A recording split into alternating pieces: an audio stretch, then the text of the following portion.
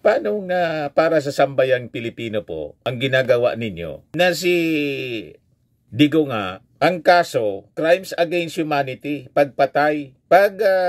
Pagpatay po, dito yan sa local court, ang asunto, people of the Philippines versus the accused. Di ba po, ganon? So, ang ibig sabihin, malabo na para sa sambayan ng Pilipino ang ginagawa po ninyo, Senator Amy Marcos. Kasi nga po, ang biniktima ng dating Pangulong Digong, sambayan ng Pilipino, people of the Philippines. Kung ang kaso niya dito, final po. Kasi pagpatay sa ICC, crimes against humanity. But just the same, ang biktima malinaw, people of the Philippines. Mga mamamayang Pilipino ang biniktima po.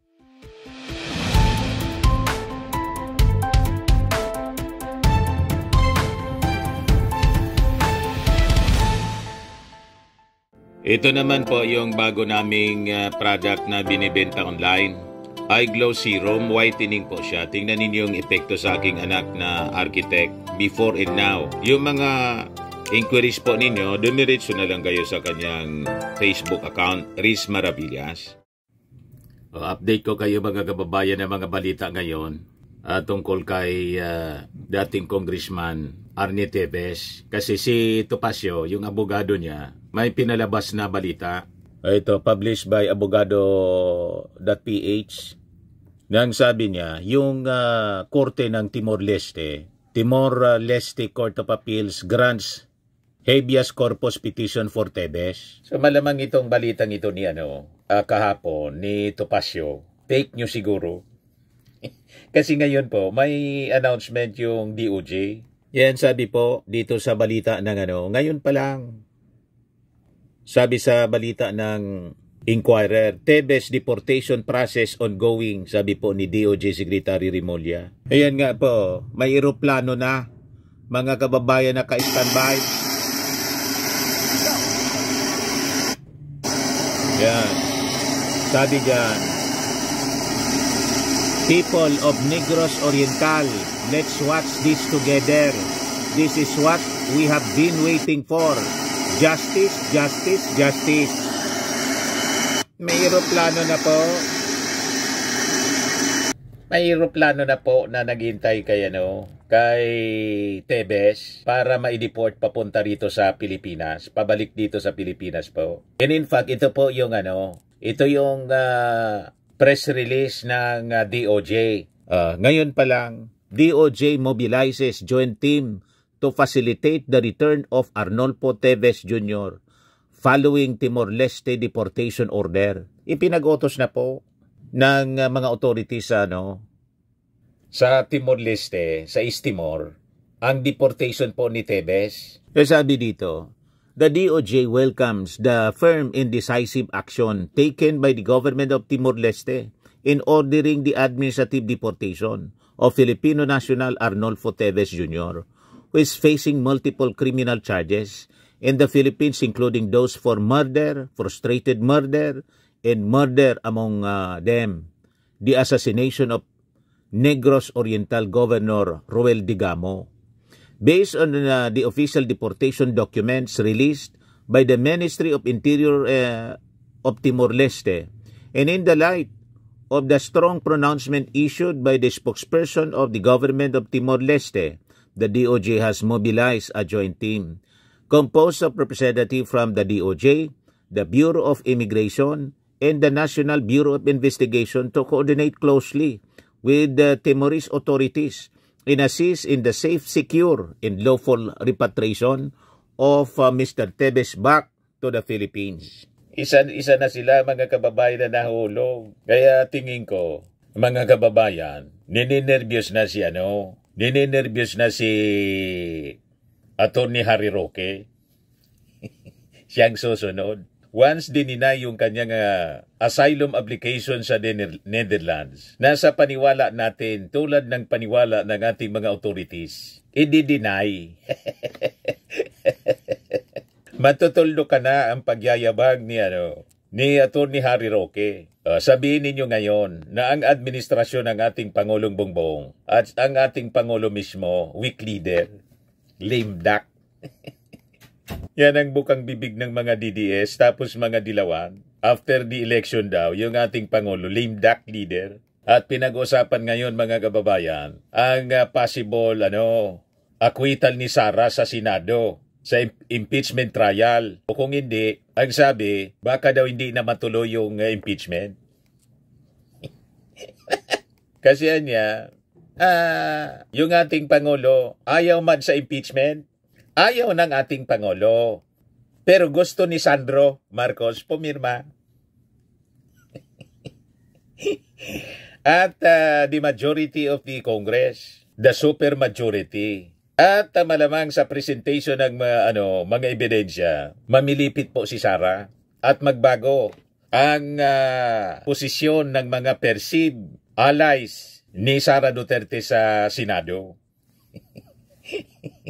Nangunguna na kayo sa mga senador. Yung mga senador, may kanya-kanya din yan may kanya-kanyang interes din yan sa politika. At pag nakita nila yung ebidensya, matindihan niya, hindi pwede niya itong basta i-acquit natin. Pag in-acquit natin ito, tayo yung sentensyado. Bubuiltan tayo ng mga mamamayang Pilipino kasi kinonsinti natin yung mga masasamang gawa tapos yung kanilang politika. Hindi isusugal ng mga senador yung puturo nila, political future, dahil lang sa mga Duterte. Added dan siguro si Amy Marcos na kasama ni Sara doon sa gustong ibalik na sa ating bansa si Digong. Mamaya ibigay ko sa inyo. Dito muna tayo. At saka si Bato, si Bongo, si Robin Padilla, saka si Marcoleta. But the rest of the senators po, mag-iisip yan ng maayos. Delikado niya. Paano naman niya tayo? Pag kinonsinti natin yung masasamang gawain ni Sara, o di ba? Lalo siyempre kung napakalakas ng ebidensya. So depende yan sa ebidensya presented by the prosecutors. Ngayon, going back dito po sa kaso ni Tebes. So makikita ninyo kung gaano ka agresibo yung ating gobyerno na mapanagot. Madalas sa hustisya, ang mga tulad po ni Tebes, another big name, mga kababayan. After Pacquiao, Digong, Tebes naman ngayon. At ang susunod mga kababayan, si Harry Roque, then si Sara, then si Bato, si Bongo. Di ba po? May kinakarap sila sa ICC, si Sara, si Bongo, si Bato. Yung iba nga, ang paniwala baka niya, hindi na makauwi si Sara. Mag-issue na ng warrant to pares. Yung ICC mga kababayan, diretso sa detention cell si Sara niyan pag nagkataon. Wala nang pagod. Hindi na kailangang dito pa sa Pilipinas hulihin si Sara, si Bongo or si Bato. Si Bato nandun na rin. Bumisita po kay Digong. Anyway, balik muna tayo dito kay Tebes. So sabi dito mga kababayan, the DOJ takes note of the statement issued by the Presidency of the Council of Ministers of Timor-Leste, which declared Mr. Tebes' presence a threat to national security in public order, citing the seriousness of the charges against him and the absence of any legal authorization for him to remain in their country. The administrative deportation decision, which takes immediate effect, includes a 10-year ban on re-entry and is grounded in Timor-Leste's domestic laws on migration and asylum, as well as in respect for the principles of international cooperation and ASEAN solidarity. The government of Timor-Leste emphasized that harboring fugitives undermines efforts to combat transnational crime and disrupts diplomatic relations between the sovereign states. Malamang na pressure po yung Timor-Leste kasi kausap lang ng ating Pangulong Bongbong Marcos, yung mga leaders ng ASEAN. Nag-apply po yung Timor-Leste. Galing pa lang doon mga kababayan yung ating Pangulo sa ASEAN Summit. O, di ba? Baka niya Mr. Maravillas, kinausap ng ating Pangulo. Wala mang ganong press release. Stick lang tayo dito sa press release ng DOJ po. The government of Timor-Leste emphasized that harboring fugitives undermines efforts to combat national crime and disrupts diplomatic relations between sovereign states. The DOJ lauds this act of regional responsibility and reiterates its appreciation to the government of Timor-Leste for its commitment to justice, international rule of law, and regional stability. As we await the arrival of Mr. Tebes, the Philippine government assures the public and the international community that due process will be strictly observed and that justice will be pursued without fear or favor. Justice will prevail.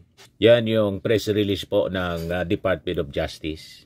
Di ba, mga kababayan? Naka-ready na po yung eroplano. Philippine Air Force. So, kung si Digong, mula Pilipinas, papuntang Dahig yung biyahe, pabalik, si Tebes. Pag nahuli mga kababayan si Atty. Roque, si Harry Roque, medyo matagal-tagal pa din siguro. Kasi nasa proseso yung cancellation ng passport niya. At siyempre, hintayin muna, sabi ni Boyeng Rimulya, yung desisyon doon sa application niya for asylum sa Netherlands. Parehas nito po ang mangyayari. Parehas kay Digong, kaya lang si Harry Roque pabalik. Parehas nito ni Tebes, pabalik sa Pilipinas. O ngayon, yung pangarap ni Amy Marcos, kasi kasama ni Sara Duterte si Amy Marcos sa the Netherlands, gustong ibalik dito sa Pilipinas, bring PRRD home daw, sabi ni Amy Marcos. Malabo, Senator Amy, yung pangarap mo. Ito si Amy Marcos, nakipagkita kay Attorney Nicholas Kaufman, abogado ni Digong. Yan, we will bring PRRD home. Amy Marcos meets Rodrigo Duterte's ICC lawyer. Talaga niya, Mr. Maravillas, pasaway. Yung akusado sa crimes against humanity, ang biktima, mga Filipino, doon kumampi si Amy Marcos. Imbis doon sa mga biktima ng crimes against humanity, more than 30,000 Filipinos, yun po ang nakakalungkot. Nawala na po sa katinoan si Amy Marcos. Di ba? Bakit ka, magsaside doon sa perpetrator? Di ba ang dapat mong sakluluhan yung mga biktima ng extrajudicial killings, ng crimes against humanity? Mas kinampihan niya, mga kababayan, yung iisang tao. Kasi nakikita daw niya kay Digong yung kanyang tatay.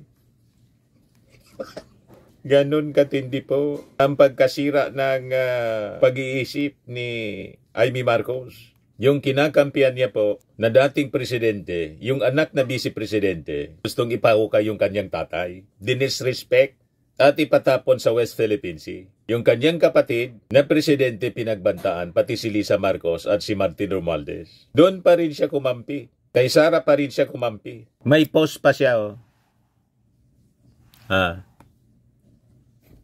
Kapit lang niya. Sabi ko kay VP Inday Sara Duterte, higit kanino man, alam ko ang pakiramdam ng mawalay sa sariling bayan. Kaya't simulat sa poll, alam niya ang laman ng aking puso patungkol sa di katanggap-tanggap na sinapit ni PRRD. Ngunit narito tayo hindi upang magdrama, kundi para sa solusyon. Narito tayo upang umaksyon. Hindi ako naghintay ng 39 years para lang magkamaling muli. May Marcos na natuto sa kasaysayan. Narito ako, hindi para sa isang tao, kundi para sa sambayanang Pilipino. Thank you, Attorney Nicholas Kaufman. Together, we will bring PRRD home. Paano nga para sa sambayang Pilipino po ang ginagawa ninyo? Na si Digong nga, ang kaso, crimes against humanity, pagpatay. Pagpatay po, dito yan sa local court, ang asunto, people of the Philippines versus the accused. Di ba po, ganon? So, ang ibig sabihin, malabo na para sa sambayan ng Pilipino ang ginagawa po ninyo, Senator Amy Marcos. Kasi nga po, ang biniktima ng dating Pangulong Digong, sambayan ng Pilipino, people of the Philippines. Kung ang kaso niya dito, final po. Kasi pagpatay sa ICC, crimes against humanity. But just the same, ang biktima malinaw, people of the Philippines. Mga mamamayang Pilipino ang biniktima po. Kaya galit kay Amy Marcos yung mga netizens.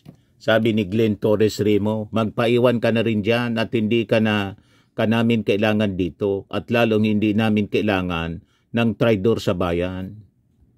Sabi ni Roy Santillan de la Peña, maling-mali kasi ang pinagagawa ng kapatid mo. Sabi ni Alice kaya nga, wala namang naniniwala sa kanya. Sabi ni Jesus Ibarra Ancheta, puro nga kayo family drama, asa na yung serbisyo sa bayan? Sabi ni Mario Sison, in your dreams. Sabi ni Lucel, kung kaaway mo sa politika si Sara, hindi magiging ganyan ang pakiramdam mo kay PRRD. Bakit nung pinatay ba si Ninoy sa tarmac, ganyan din ba kaapektado? May ambisyon ka din talaga kaya pilit kang dumidikit sa mga Duterte at the expense of your own family. Sasabihin mo, para sa bayan ang ginagawa mo? Sabi ni Eli Antonio, alam mo pala, ba't gusto mong mangyari sa kapatid mo? Parang isinusubo mo ba diya sa apoy? Di mo ba iniisip consequences ng mga hakbang mo? Kung galit ka sa dalawang tao, ba't di sila harapin mo? Ba't mo dinadamay ang mga walang kinalaman? Buong bayan, magsasapir, di mo naintindihan yon. Kung inosente, mapapatunayan yun. Gaya ng nangyari sa mga pamilya mo. Ba't di nila harapin mga binibintang sa kanila? Kung malinis ang konsensya, ma'am, tas noo kang harap dahil wala kang ikinakabahala. Ang nakapagtataka, ba't di siya makaharap? Ginagawa, nag-aamo, nagmumura. Ano yan? Ganun ba talaga ngayon? Kakampiyan ang mali? Wala nang puwang ang tama? Sabi ni si Chubby Midiran, hay nako, ng mga utos ng EJK, walang nagrireklamo. Ngayong hinuli, panay kayo paawa. Iyong mga namatayan, may naawa ba sa inyo? Bulok na sistema pa rin ang pinairal nyo. Kung mahirap ba yan, gagawin ng mga senador, hindi kasi wala silang mapapala, puro kayo plastic na pag-interes sa katungkulan. Na ba si Amy Marcos na mga netizens? Hindi kumbinsido sa mga drama niya. Kasi malinaw naman po. Ba't kakakampi doon sa akusado ng crimes against humanity? Ang biktima, kapwa mo Pilipino. Kung may dapat kang kampihan, dapat yung mga biktima, hindi yung akusado. Anyway, idagdag ko na lang po itong mga balita ngayon. May bago ng Solgen po, palit ni Guevara, Medardo Guevara, si Atty. Bernabe po. Pinasumpa na ng ating Pangulong Bongbong Marcos, pati yung bagong housing secretary. Yan President Marcos administers the oath of office to new DHU SUD Secretary Jose Ramon Aliling and new Solicitor General Darlene Marie Bernabe in Malacanang. Ito yung bagong Solicitor General. Siya po. So tama lang itong pinalitan. Tao ni Digong kasi po itong si Guevara. Kaya ang ginagawa ngayon, purging. Pati nga po yung mga GOCCs, pinasabit ng ating Pangulo ng courtesy resignation. Kasi pati sa mga GOCCs, may mga tao pa si Digong. So inuna yung mga cabinet secretaries, then nasunod yung mga GOCCs. O ngayon, sino itong si Bernabe? Naging din siya ng UP. College of Law noong 2023. At dating opisyal din siya, CEO ng Pag-ibig Fund. So sabi rito, Bernabe obtained her bachelor's degree in philosophy sa UP noong 1995. Graduating summa cum laude pala to.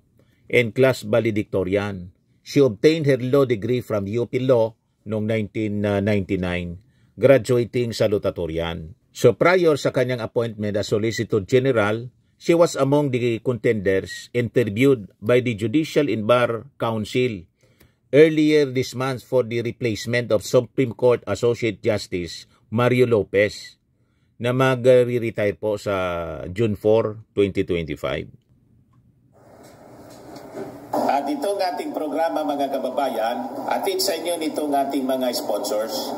Fairmax Framing and Lifting Cream. Pinapay po sa mga pulses in affected area. Mainam po ito sa mga pains at paninigas ng mga kaso-kasuan.